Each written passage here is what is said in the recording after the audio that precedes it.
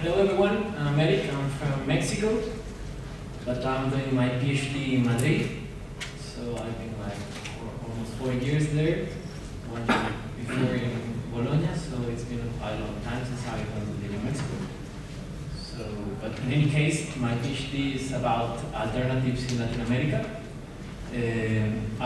Before I started my academic, really short academic experience, I work in the public services, in the public sector, sorry. I work in the municipal government of Guadalajara, 4 million people, with the mayor, and I was involved in a couple of electoral campaigns. So I constantly have these theoretical and practical discussions, right? How can the theory really match the real life of politicians and political life? So what I want to present here is what I see as the tensions in Latin America, winning elections and providing public services, which means how to provide public services match the idea of winning elections, right? These two logics, that are really different logics, have to be thinking in a same approach, and I hope I can be enough clear so to offer you some of the insights that I think are important to see the contradictions or the possible tensions about this. So let's start. Okay, these guys have done very important things. One of these is have established a line of thought in the leftist theory. Now the leftist movements have reconsidered the idea of going and occupy the state. You know, for those of you that have followed the discussions in Europe at least, there has been, after the defeat of the left movements by the Reagan and Thatcher period, there were a lot of people that really hate, and of course the Stalinist experience, there were a lot of people that were really rejecting the idea of occupying the state. Occupying, I'm using this word occupying in this really contemporary, you know, Occupy Wall Street and so on. So, but these guys have offered us the possibility to win elections and try to elaborate something called the new left government. You can agree or not, but at the end, they are doing very particular thing, and they are governing the states. So this is very important. Now, what is going on there? And this is just imagine, you know, these 3D glasses when you have like a blue one and a red one. This is the thing that I want to offer you. On the upper side, you see the classical political public policy stages theory, right? This is the, you know, when you go to a court, they say that this is the way you have to develop a public policy. It's so easy, right? You know, you have the agenda setting, you define the problem, then you decide what do you have to do, you implement this, you evaluate, and that's all. I mean, it's easy to solve the problems. It's our fault. On the other, on the downside, and this is very interesting, I think, is that when we are talking about learning of alternatives, it's not only about putting these alternatives into context, but also in time. I do really believe that one thing is selecting alternatives and the other one is learning from them. There are really cognitive different processes, and I will explain this with the criteria offered by the people that, I mean, he's looking at me, so I'm kind of McDonald and Reuters, so I think I can explain it very well. But the thing is this, you know, this is a period of government, a municipal period of government. And when you have this ideal stage process, the reality is this. You know, you are dealing with this all the time, political things. Because the thing is not winning elections, but then how do you continue them? I don't know if you have been aware of the counter-offensive neoliberal attacks that in the Latin American governments have had. You know, right now in Caracas, for example. No? It's not only about winning elections, but how do you maintain that support? This is what Álvaro García Linera, the vice president of Bolivia, called the internal contradictions of the revolutionary processes. The tensions, the creative tension that he wants to explore. So this is the issue. You have electoral campaigns, and then you have internal processes.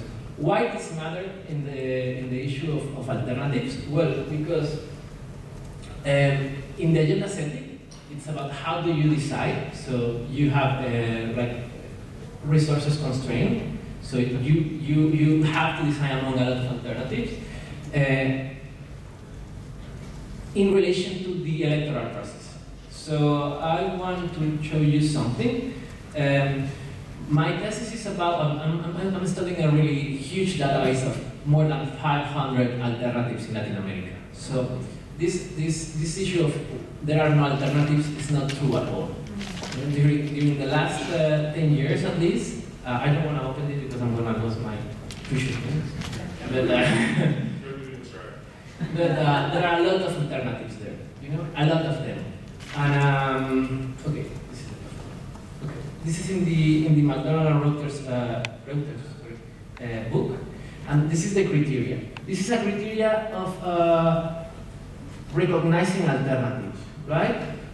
In the upper level, you see the criteria proposed by the authors, and on the other side, you see the databases that I have been doing research on. All of them are part of a really important group, important network coordinated by the Ash Center for Innovation in the Kennedy School of Government and founded by the Ford Foundation.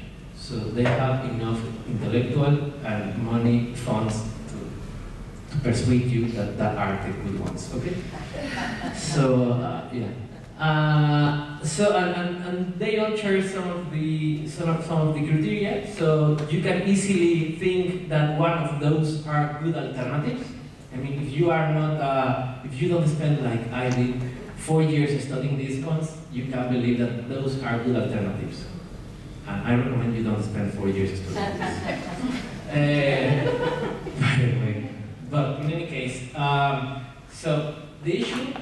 Be back. So the agenda setting, the idea of defining a problem and then trying to find a solution. I mean, there are a lot of solutions. So how can you decide among these, this menu of alternatives? I feel anxiety when I go to menus. I to a restaurant and I have to decide. So I feel also anxiety when I see these things. So the second thing, how do you win elections? Really, I mean, for real. Well, you have two options. First is political communication. You can believe it or not. And the second one, and is the really good one, is clientelism. Mobilizing the base that you have. The question is clientelism a good thing or a bad thing? Well, it's an inevitable thing. I'm not like going with the short. No, I'm not cheating you. It's really inevitable. Okay, first, when we talk about public, public. We can talk about public in a lot of senses. Public usually refers to the ownership of something. It's from the state. But it's not also that. Public can be also transparent. We want decisions taken publicly. Publicness, the transparency of decisions, or to have access to that decision. That has been this history of public. But also in economic theory, and this is the Ostrom for those that are related to the quotation of last names that I really hate. For the Ostrom's winner of the Economic Nobel Prize.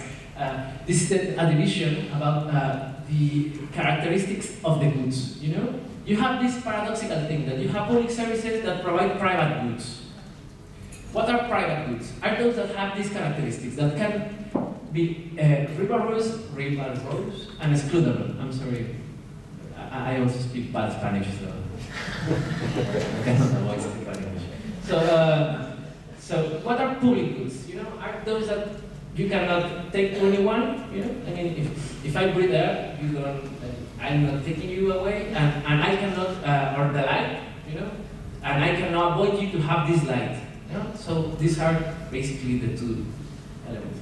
But private goods are really the important ones, because this is what people really need. Medicine, food, job, are those kind of things that you can only give to one person, and that's all. Like water, for example. It's something that it's really important. And the issue is that it is inevitable to have this kind of private goods, and this creates a relation. This creates a relation, a kind of a loyalty relation with the guy that is giving, the guy or the woman, I know gender, the person that is giving the private goods. So this creates a kind of a relation that we have to confront theoretically, because I can assure you that no one in the leftist theoretical way of how do we think the government in a leftist way, no one is saying clientelism. They are like really, they are really ashamed of that, you know? So this is another important thing. These are the few countries where you have compulsory vote. But I don't know if it's a casualty or a causality, but the new left governments are those where you have compulsory vote. What does this matter? Because like in Mexico, in the other one is the 100 population. I didn't need to put the 100 because this is the votes that received the government that won. You know, this is a line of more than 60 municipalities that I studied, you know, how many votes they receive in relation to the total population.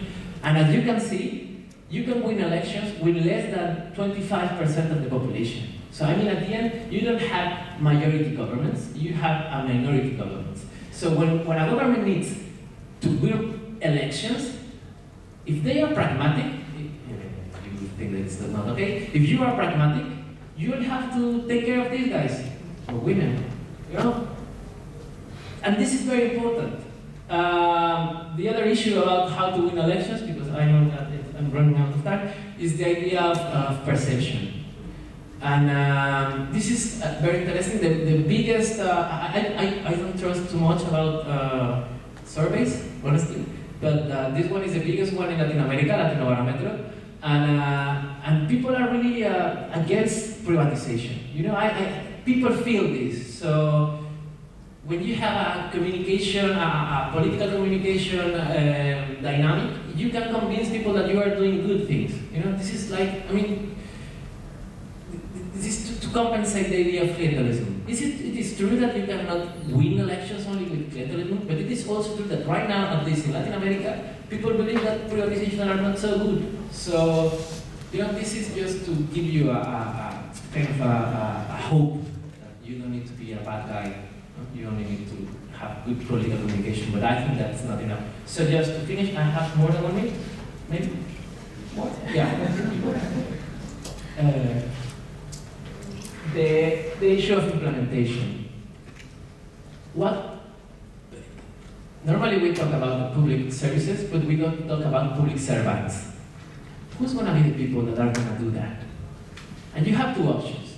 Or you do it with the people that were there before, that usually were there before in those governments that we were saying that they were corrupt, they were from but you cannot like kick them away because you are like creating unemployment and you are supposed to be a government that want to create unemployment, you want to create jobs. So, or you work with them, or you hire some other people. What kind of other people? Who is going to be the manager of this public enterprise?